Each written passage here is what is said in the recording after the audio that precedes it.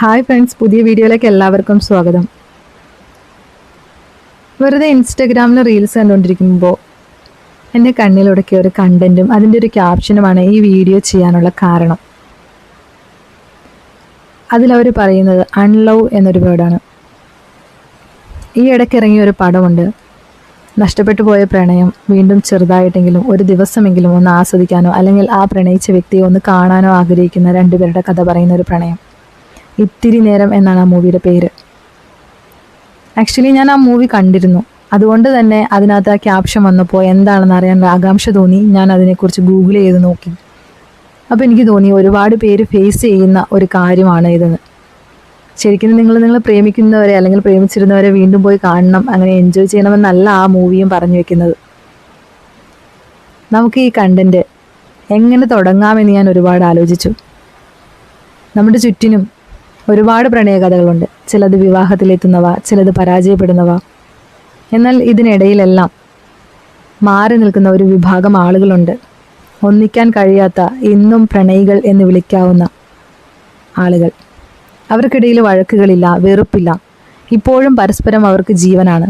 പക്ഷേ സാഹചര്യങ്ങൾ കൊണ്ട് അവർക്ക് ഒന്നിക്കാൻ കഴിയില്ല. അത്തരത്തിലൊരു ചെറിയൊരു കഥ പറഞ്ഞാലോ?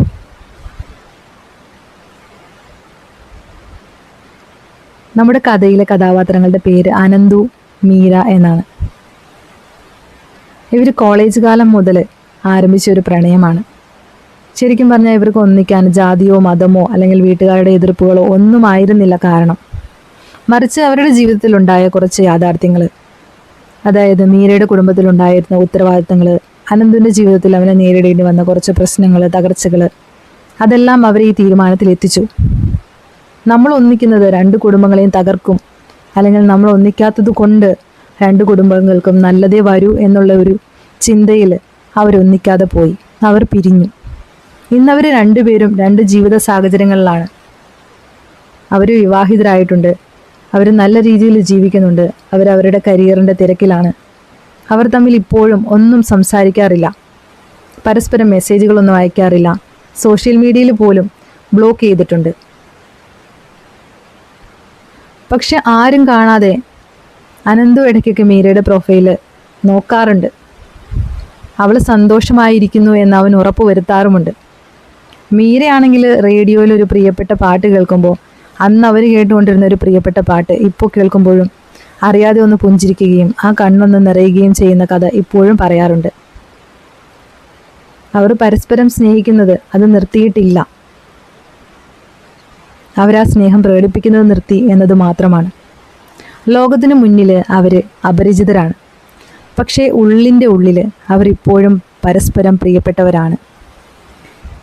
ശരിക്കും ഈ ഒരു അവസ്ഥയെയാണ് അൺലവിങ് എന്ന പ്രക്രിയയുടെ ഏറ്റവും കഠിനമായ ഘട്ടം എന്ന് വിളിക്കുന്നത്.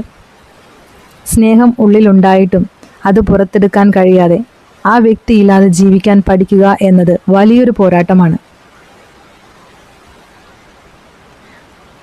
ശരിക്കും ഈ അനന്തുവിനെയും മീരയും പോലെ ഇന്നും ആരും കാണാതെ പ്രണയിക്കുന്ന, എന്നാൽ ഒന്നിക്കാൻ കഴിയാത്ത എത്രയോ പേർ നമുക്കിടയിലുണ്ട്. ഇത്തരമൊരു സാഹചര്യത്തിൽ നിന്ന് എങ്ങനെ പുറത്തു കിടക്കാം? എങ്ങനെയാണ് ഒരാളോടുള്ള ഈ തീവ്രമായ വികാരം നമ്മുടെ ജീവിതത്തെ തളർത്താതെ നോക്കേണ്ടത്? അതിനെക്കുറിച്ചാണ് ഇന്ന് നമ്മൾ സംസാരിക്കാൻ പോകുന്നത്. ഒരാളെയെങ്കിലും സ്നേഹിച്ചിട്ടുള്ള വ്യക്തികൾക്കറിയാം, സ്നേഹിക്കാൻ തുടങ്ങുന്നത് പോലെ എളുപ്പമല്ല സ്നേഹം അവസാനിപ്പിക്കുന്നത് എന്നത്.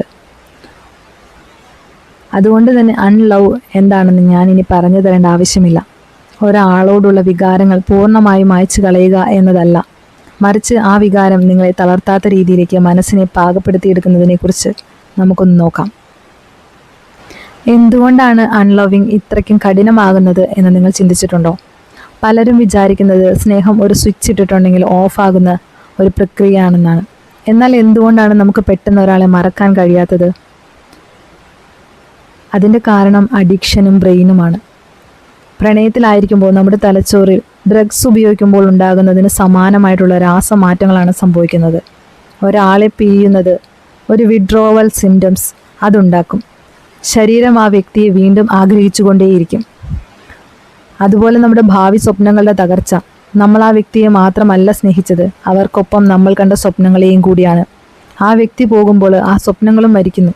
ആ നഷ്ടത്തെ അംഗീകരിക്കാനാണ് നമ്മൾ പ്രയാസപ്പെടുന്നത്. അതുപോലെ നമ്മുടെ ശീലങ്ങൾ, രാവിലെ എഴുന്നേൽക്കുമ്പോഴുള്ള മെസ്സേജ് മുതൽ രാത്രിയിലെ കോൾ വരെ ഒരു ശീലമായി മാറിയിട്ടുണ്ടാകും. ആ ശീലത്തെ അത് തുടച്ചു മാറ്റാനായിട്ട് നമുക്ക് സമയമെടുക്കും. ശരിക്കും അൺലവിങ് ചെയ്യുന്നത് അത്രയ്ക്ക് കഠിനമാകുന്നത് ഇത്തരത്തിലുള്ള കാരണങ്ങൾ കൊണ്ടാണ് എന്ന് നമ്മൾക്ക് മനസ്സിലാക്കാൻ സാധിക്കുകയാണെങ്കിൽ പിന്നീട് നമ്മൾ ചെയ്യേണ്ട കാര്യങ്ങൾ നോ കോണ്ടാക്ട് റൂളാണ്. അതായത് സത്യവും വിദ്യയും നമ്മൾ തിരിച്ചറിയാനായിട്ട് ശ്രമിക്കുക. ഡിജിറ്റൽ ഡീറ്റോക്സ് എന്ന് കേട്ടിട്ടുണ്ടോ? അവരുടെ ഇൻസ്റ്റാഗ്രാം സ്റ്റോറി നോക്കുന്നത്, അതുപോലെയുള്ള കാര്യങ്ങളൊക്കെ നമ്മൾ നിർത്തുക. അവർ ആരുടെ കൂടെയാണ്, എവിടെയാണ് എന്നെല്ലാം അറിയാനുള്ള ആകാംക്ഷ അത് നിങ്ങൾക്കുണ്ടാകും. പക്ഷെ നിങ്ങൾ അങ്ങനെ ചെയ്യും തോറും ആ വ്യക്തിയിൽ നിന്നോ അല്ലെങ്കിൽ ആ ഒരു സ്നേഹബന്ധത്തിൻ്റെ ആ ഒരു ഇതിൽ നിന്നോ നിങ്ങൾക്ക് പുറത്തു വരാനായിട്ട് സാധിക്കുകയില്ല. വീണ്ടും വീണ്ടും നിങ്ങൾ അതിലേക്ക് തന്നെ പോയിക്കൊണ്ടിരിക്കും. അതുപോലെ മ്യൂച്വൽ ഫ്രണ്ട്സ്, അവരെക്കുറിച്ച് സംസാരിക്കുന്ന സുഹൃത്തുക്കളോടോ അല്ലെങ്കിൽ അത്തരത്തിലുള്ള സാഹചര്യങ്ങളിൽ നിന്നെല്ലാം താൽക്കാലികമായിട്ട് മാറി നിൽക്കുക. അല്ലെങ്കിൽ അവരെക്കുറിച്ച് സംസാരിക്കരുത് എന്ന സ്നേഹപൂർവ്വം നിങ്ങൾക്ക് അവരോട് ആവശ്യപ്പെടാവുന്നതാണ്. പഴയ ചാറ്റുകൾ, പഴയ ഗിഫ്റ്റ്, അങ്ങനെയുള്ള കാര്യങ്ങളെല്ലാം, പഴയ മെസ്സേജുകൾ വീണ്ടും വീണ്ടും വായിക്കുന്നത് ഒരുതരം സെൽഫ് ടോർച്ചറിങ് ആണ്. അത് ഡിലീറ്റ് ചെയ്യുകയോ അല്ലെങ്കിൽ കാണാത്തൊരിടത്തേക്ക് മാറ്റുകയോ എന്താണെന്ന് വെച്ചാൽ നിങ്ങൾ ചെയ്യുക. ഇത്തരത്തിൽ നിങ്ങൾക്കൊരു നോ കോണ്ടാക്ട് റൂള്, നല്ല മാക്സിമം കട്ടയ്ക്കുള്ള ഒരു നോ കോണ്ടാക്ട് റൂള് നിങ്ങൾക്ക് കൊണ്ടുവരാവുന്നതാണ്. അടുത്തത് ഐഡിയലൈസിങ്, അത് നിർത്തുക. ഒരാളെ സ്നേഹിക്കുമ്പോൾ നമ്മൾ അവരുടെ കുറവുകൾ കാണില്ല. അൺലവ് ചെയ്യാൻ അവരുടെ കുറവുകളെയും നിങ്ങൾ കണ്ടേ മതിയാവൂ. ശരിക്കും പറഞ്ഞാൽ യാഥാർത്ഥ്യത്തിലേക്ക് വരിക എന്നതാണ്. അവർ നിങ്ങളെ അവഗണിച്ച നിമിഷങ്ങൾ, അവർ നിങ്ങളെ ഹേർട്ട് ചെയ്ത കാര്യങ്ങൾ, അവർ നിങ്ങളെ മനസ്സിലാക്കാതിരുന്ന സന്ദർഭങ്ങൾ, അങ്ങനെയുള്ള എല്ലാ കാര്യങ്ങളും നിങ്ങൾ എഴുതി വെക്കുക. സങ്കടം വരുമ്പോൾ അത് നിങ്ങൾ ഓർത്ത് നോക്കുക. അല്ലെങ്കിൽ നിങ്ങൾക്ക് അത്ര വ്യക്തതയുണ്ടെങ്കിൽ അങ്ങനെയുള്ള സാഹചര്യങ്ങളെല്ലാം നിങ്ങൾ വീണ്ടും റിവൈൻഡ് ചെയ്യുക. ആ വ്യക്തി നമ്മളെ എത്രത്തോളം ഹേർട്ട് ചെയ്തു എന്നുള്ളത് നിങ്ങൾ മനസ്സിലാക്കുക. അതുപോലെ നിങ്ങൾ യാഥാർത്ഥ്യത്തിലേക്ക് വരുമ്പോൾ നിങ്ങൾ മനസ്സിലാക്കേണ്ട ഒരു കാര്യമുണ്ട്. ഇവരല്ല നിങ്ങളുടെ ലോകം.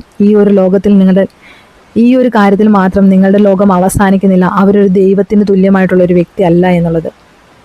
അവരും തെറ്റുകൾ വരുത്തുന്ന സാധാരണക്കാരനായ ഒരു മനുഷ്യനാണ് അല്ലെങ്കിൽ ഒരു മനുഷ്യയാണ് എന്ന് നിങ്ങൾ മനസ്സിലാക്കുക. അവരില്ലാതെ നിങ്ങളുടെ ജീവിതം അവസാനിക്കില്ല എന്ന് സ്വയം പറഞ്ഞ് പഠിപ്പിക്കുക. അവരിലാണ് നിങ്ങളുടെ ജീവിതം എന്ന് പറഞ്ഞ് അവിടെ കെട്ടിക്കിടക്കാതിരിക്കുക. പിന്നെ നമുക്ക് തോന്നുന്ന മറ്റൊരു കാര്യമാണ് വളരെ വലിയൊരു ശൂന്യത. ഇത്രയും നാൾ എല്ലാത്തിനും കൂടെ ഉണ്ടായിരുന്ന ഒരു വ്യക്തി ഇല്ലാതെ വരുമ്പോൾ ആ ശൂന്യതയെ എങ്ങനെ നേരിടാമെന്ന് നോക്കാം. ആ വ്യക്തി പോയി കഴിയുമ്പോൾ ജീവിതത്തിൽ വലിയൊരു ശൂന്യത അത് ഉറപ്പായിട്ടും അനുഭവപ്പെടും.